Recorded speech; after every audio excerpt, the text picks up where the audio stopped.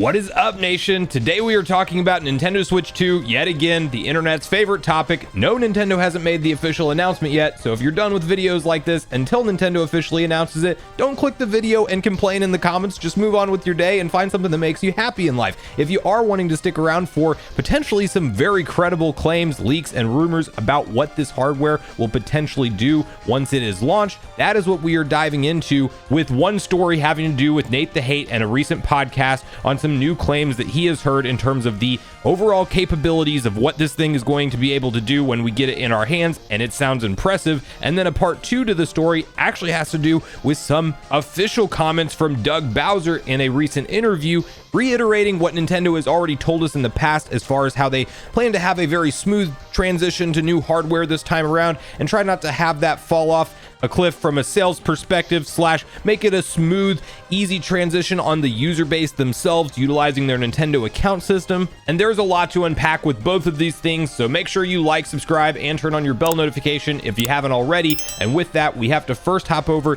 to WCCF Tech, where they have an article detailing what Nate claimed in his most recent podcast, which I will also have that podcast linked in the description down below. Make sure to go check it out if you want the full deep dive explanation between Nate and MVG around a number of different rumors that have been circulating with the Nintendo Switch recently. I haven't covered many of them myself because I don't necessarily find them that credible, and it sounds like they don't either for the most part, but there is one particular one with that 2 SKU thing that we kind of have to re-highlight a little bit, because it sounds like there's maybe a possibility Nintendo's planning that, although I'm not really betting on it. But you can first see the article, which reads, Nintendo Switch 2 will support NVIDIA DLSS 3.5 ray reconstruction, but may not support frame generation.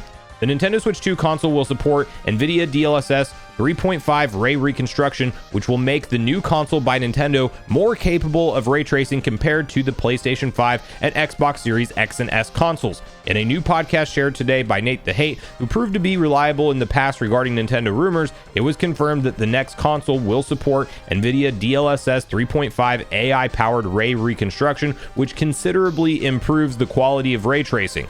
Quality of ray tracing will mostly depend on the denoisers used, so things will change on a title-to-title basis, but it is likely to surpass what the PlayStation 5 and Xbox Series X and S are capable of regarding ray tracing in the future, as ray reconstruction can be updated via new firmware versions. Speaking of the Nintendo Switch 2 feature set, Nate the Hate also commented on which feature that is part of NVIDIA DLSS will be supported by the console. While he says that he believes frame generation won't be supported, the insider considers the console extremely future-proof, as both Nintendo and NVIDIA are working to make the console as advanced as possible in the realm of mobile technology, with a feature set that makes the most sense for the system. So my understanding of ray reconstruction is that it is a more advanced version of what ray tracing does on the other consoles, and you may remember that being a big selling point this generation around the PlayStation 5 and Xbox Series X and S, and you can't get hung up on the power claims that this is better than what they have, because that just sounds insane on paper that mobile technology could have better ray tracing capabilities, or ray reconstruction rather, on new Nintendo mobile hardware, but that is actually what's being claimed here. And that particular feature set, it does sound like Nintendo will have a heads up on. You have to realize that those consoles launched at the end of 2020, and this is coming out supposedly in the middle or second half of 2024, which is definitely a big gap in time for some different technologies to be able to be implemented and available to Nintendo. Not to mention, Nintendo and NVIDIA's partnership has no doubt exponentially gone to the next level in terms of the success that they are making with the Switch today. Like, when the Tegra X1 was originally put in the Nintendo Switch, it was kind of a shot in the dark on whether or not the Switch would be successful. Nvidia probably didn't know what they were getting into. Nintendo was hoping the Switch would be a smash hit success, but they were just coming off the Wii U at that point, and there was clearly no guarantee that hybrid gaming was really going to stick with consumers the way it did. Now these claims from Nate, and he also goes on in different parts of the podcast to talk about how this is a fully custom built SoC between NVIDIA and Nintendo, and that's going to open up a lot of different possibilities. And the fact that this thing is DLSS 3.5 capable is absolutely impressive, and that's why a lot of people made the big hype, big deal about how the Matrix Awakening demo looked on this thing that was shown off at Gamescom behind closed doors, and how impressed they were with a 4K version of Breath of the Wild with minimal to no load times whatsoever. This is going to be a very capable device, and I do think Nintendo will essentially get out of the gate stronger in terms of their future-proofed roadmap with this thing, because the Tegra X1 was kind of already dated from 2015 whenever it was sold in the Switch in March of 2017, and now we are going to be in a scenario where this is brand new chipset technology developed from Nvidia, partnered with Nintendo specifically for this console, and they know the upside to what this thing will likely do from a sales perspective, so there's no reason to hold back.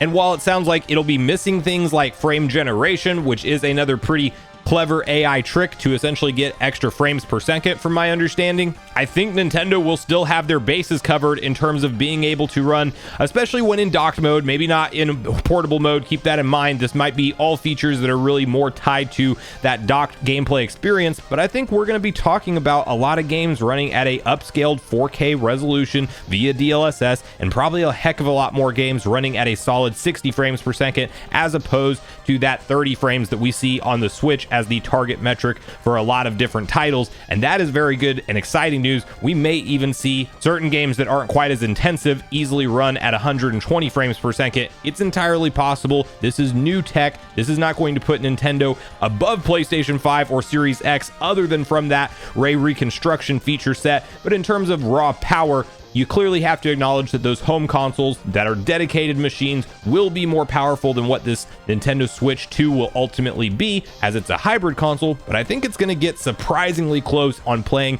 current gen games and having them look just as impressive as you were seeing on the other consoles.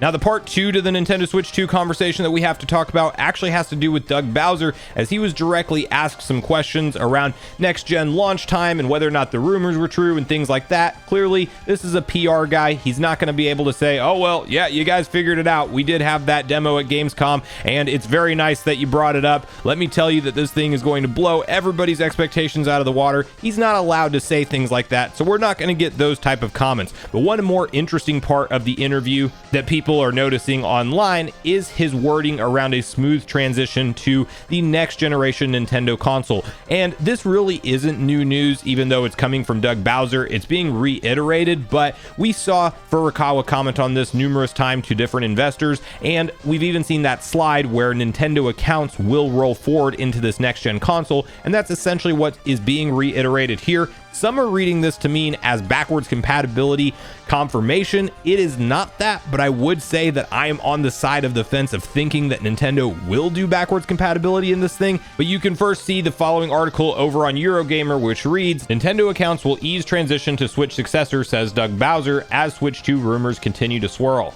With reports increasingly pointing to a Switch 2 launch next year, Nintendo of America boss Doug Bowser has talked a little about the company's perspective on entering a new console generation, saying he believes its Nintendo account system will help ease the transition. While Bowser unsurprisingly refused to comment on reports of a Switch successor specifically, he highlighted to Inverse in the same interview where he discussed unionization at Nintendo, the work the company has done on its single sign-in Nintendo accounts. One thing we've done with Switch to help with that communication and transition to a new console generation, Bowser explained, is the formation of the Nintendo account. In the past, every device we transitioned to had a whole new account system. Creating the Nintendo account will allow us to communicate with our players if and when we make the transition to a new platform to help ease that process or transition.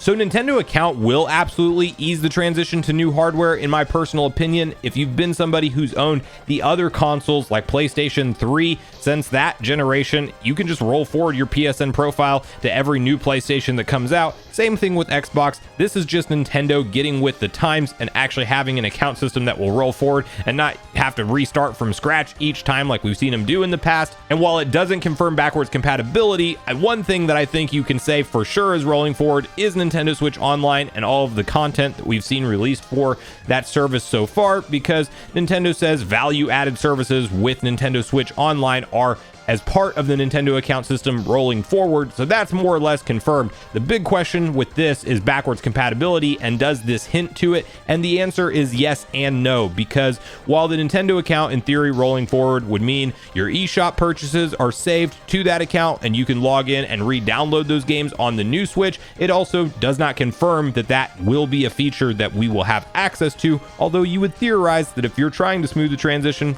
to new hardware, that saying you can play your entire Switch library today will be a big selling point. And then the very last thing, just to touch on briefly, this 2 SKU model rumor that's going around. Nate the Hate couldn't entirely dismiss that because he said he had been sent similar information to what he saw online, but he couldn't corroborate it with any of his own sources. So from a logic-based perspective, he's kind of saying he could see Nintendo entertaining the idea of doing that, as we've already seen console manufacturers like Sony and Microsoft offer digital-only options, and it wouldn't be that surprising to see Nintendo also play in that space. But I do feel like Nintendo likes to keep things simple. They are a Japanese-based company which still loves physical media, and I feel like having 2 SKUs at launch is a more complicated situation than just producing one and sourcing that to everybody. So if I'm a betting man, I think we're just going to see 1 SKU, and it's going to have a cartridge slot that is altered to read bigger, newer cartridges, but your old ones will still fit in there, kind of 3DS to DS style, if you will. And as more and more rumors and leaks from like this Nash Weedle account have come out, I've kind of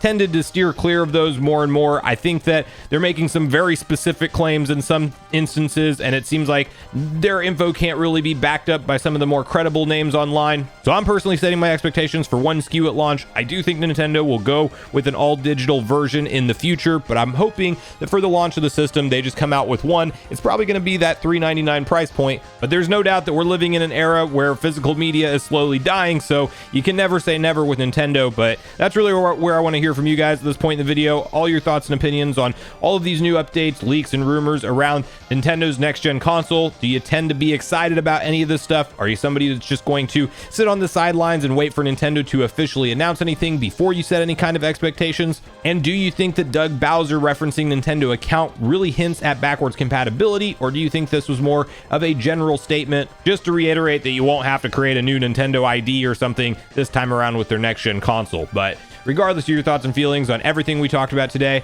I do look forward to hearing from you all in the comments down below before you leave the video, as I do look forward to getting a back and forth conversation started with you all around these topics. Go watch yesterday's video next if you haven't already, which is on screen right now. Also make sure you like, subscribe, turn on your notification bell. I will see you guys in the next video.